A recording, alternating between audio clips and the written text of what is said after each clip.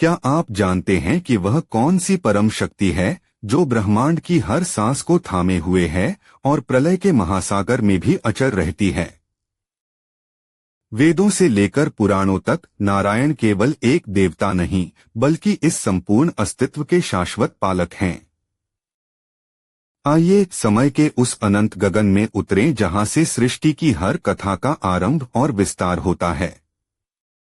सनातन परंपरा और पुराणों के विस्तृत पन्नों में भगवान विष्णु को इस ब्रह्मांड का सर्वोच्च संरक्षक और सत्वगुण का प्रतीक माना गया है। शास्त्रों के अनुसार जब भी इस चराचर जगत में धर्म की हानि होती है और अधर्म का अंधकार गहराने लगता है, तब यही महाशक्ति किसी न किसी रूप में इस धरा पर अवतरित होती है। विष्णु शब्द की व्युत्पत्ति विष धातु से हुई है, जिसका अर्थ है जो सब में व्याप्त है और जिसमें सब कुछ व्याप्त है। वे नारायण हैं जिनका निवास क्षीरसागर के अनंत अनंत शैया पर है। यद्यपि प्रारंभिक वेदों में उनका स्वरूप आज की तरह प्रमुख नहीं था, परंतु वे वेदों के काल से ही एक महत्वपूर्ण और पूजनीय दिव्य शक्ति के रूप में विद्यमान रहे हैं।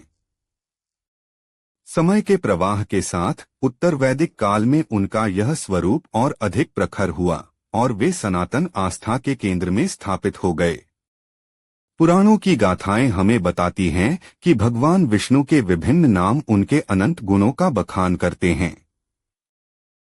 उन्हें नारायण कहा जाता है, जिसका अर्थ है वह जो जल में शयन करते हैं और जो समस्त जीवों का आश्रय स्थल हैं।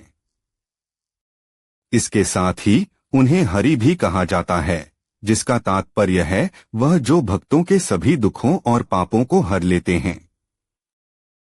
वैष्णव परंपरा के भीतर वे सर्वोच्च सत्ता हैं, जिनकी कृपा के बिना सृष्टि का चक्र एक क्षण भी आगे नहीं बढ़ सकता।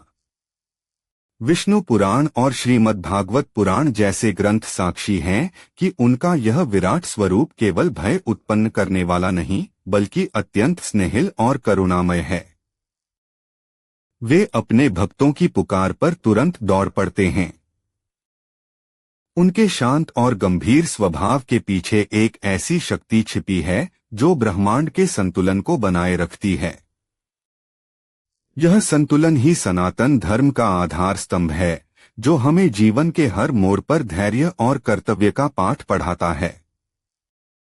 ऐतिहासिक और धार्मिक अनुसंधानों के अनुसार उत्तर वैदिक काल के अंतिम शताब्दियों और ईसवी सन के शुरुआती शतकों में भगवान विष्णु का स्वरूप कई स्थानीय परंपराओं और देवताओं के साथ एकाकार हो गया। इसमें वृष्णियों के कुल के नायक वासुदेव कृष्ण और गोपाल कृष्ण की लोक संस्कृति तथा पांचरात्र परंपरा के नारायण का रूप विशेष रूप से सम्मिलित था। इस अद्भुत समन्वय ने विष्णु को भारत के जनवरी से जनवरी के हृदय में स्थापित कर दिया। वे केवल महलों या मंदिरों तक सीमित नहीं रहे, बल्कि ग्रामीण अंचलों की गौशालाओं से लेकर महर्षियों की तपोस्थलियों तक हर जगह पूजे जाने लगे। यह एक ऐसी सांस्कृतिक यात्रा थी जिसने भारतवर्ष के विभिन्न संप्रदायों को एक सूत्र में पिरो दिया। भगवान विष्णु के इन रूपों का संलयन इस बात का प्रमाण है कि सनातन संस्कृति हमेशा से समावेशी रही है, जहां अलग अलग धाराओं ने मिलकर एक महासागर का रूप ले लिया, जिसे आज हम वैष्णव परंपरा के रूप में जानते हैं। श्रीमद् भागवत पुराण और अन्य सात्विक पुराणों में भगवान विष्णु के विभिन्न अवतारों का विस्तृत वर्णन मिलता है। मत्स्य, कूर्म, वाराह, नरसिंह, वामन, परशुराम, राम, कृष्ण और बुद्ध, ये सभी अवतार इस बात के प्रतीक हैं कि जब जब धरती पर अधर्म का भार बढ़ता है, तब तब भगवान भिन्न भिन्न रूपों में आकर धर्म की स्थापना करते हैं। हर अवतार की अपनी एक अनूठी कथा है जो मनुष्य को उसके कर्तव्यों का बोध कराती है। चाहे वह प्रलय के समय वेदों की रक्षा करने वाली मत्स्य लीला हो या फिर हिरण्यकशिपु का वध करने वाला उग्र और अद्भुत नरसिंह अवतार हो, हर प्रसंग में पालनहार का प्रेम और न्याय स्पष्ट झलकता है। परंपरा मानती है कि इन अवतारों का उद्देश्य केवल दुष्टों का नाश करना नहीं था, बल्कि मानवता को यह सिखाना था कि सत्य और धर्म का मार्ग कठिन अवश्य है, परंतु अंततः विजय उसी की होती है जो धर्म के पथ पर अडिग रहता है। भगवान विष्णु का पावन रूप और उनकी महिमा केवल भारत की सीमाओं तक सीमित नहीं रही, बल्कि समय के साथ संपूर्ण एशिया और विश्व के विभिन्न कोनों में फैली। दक्षिण पूर्व एशिया के प्राचीन मंदिरों जैसे कंबोडिया के अंकोर वाट या इंडोनेशिया के प्रम्बनन में उकेरी गई उनकी कथाएं इस बात की गवाही देती हैं कि सनातन चेतना किस प्रकार समुद्र पार कर अन्य संस्कृतियों का हिस्सा बनी। गरुड़ पर आसीन उनके स्वरूप, उनके हाथों में सुदर्शन चक्र, शंख, गद और पद्म, ये सभी केवल अस्त्र शस्त्र नहीं हैं, बल्कि ब्रह्मांडीय ऊर्जा के प्रतीक हैं। शंख आदिनाद का प्रतीक है, चक्र निरंतरता और समय का द्योतक है, और गद शक्ति का संतुलन सिखाती है। इन प्रतीकों के माध्यम से भगवान विष्णु हमें यह समझाते हैं कि जीवन में शांति और शक्ति का सामंजस्य ही सबसे बड़ा धर्म है। यह ज्ञान सदियों से हमारी धरोहर रहा है, जो आज भी हमारी संस्कृति की जड़ों को सींच रहा है। इस प्रकार भगवान विष्णु का यह अनंत स्वरूप केवल पूजा की एक मूर्ति मात्र नहीं है, बल्कि वह चेतना है जो इस संपूर्ण ब्रह्मांड को चलाती है। वे अतीत, वर्तमान और भविष्य तीनों का ज्ञान रखते हैं।